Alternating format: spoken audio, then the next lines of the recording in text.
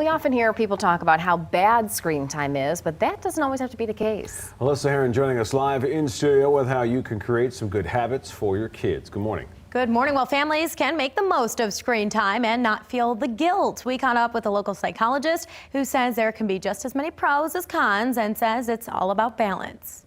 The reality is technology is here to stay as an integral part of our lives, and we want to be raising kids who know how to use it in a way that benefits them, but also is healthy for them. So what is a healthy balance? I think we really need to break it down by age group, though, because one of the concerns is really about the amount of time overall that kids are spending. Well, according to the American Academy of Pediatrics, kids under the age of 2 should only use screen time with a parent present. 1 hour a day for kids ages 2 to 5 and no more than 2 hours a day for kids ages 6 and older.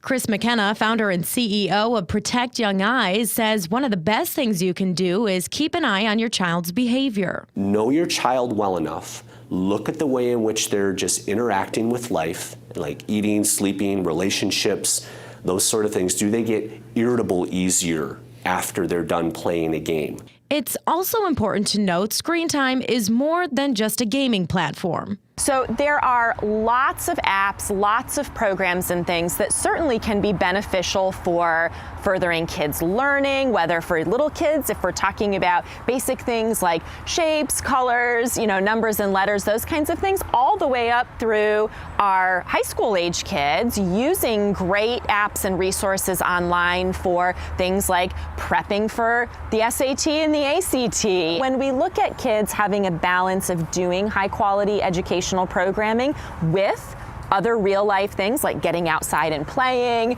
going to the park, playing with toys, then certainly those kinds of apps can be a part of healthy childhood development for sure. And just like anything, too much of a good thing can have its downside. Excessive amounts of time in front of devices can lead to things like increased symptoms of ADHD, anxiety, depression, those kinds of things in children and adolescents. Regardless of how your child spends their screen time, you'll want to keep these 3 things in mind. Number 1 is the App Store itself should be controlled. Number 2. Even in learning apps, parents need to understand whether or not there's a chat feature. And finally, be aware of hidden browsers within apps. And always remember this. Sometimes moms are saying this is the best I can handle right now is to give my kiddo, something to do for a few minutes, and we shouldn't be judging based on what we see just in the moment and recognizing everybody's got their stuff going on and we're all absolutely doing the best we can.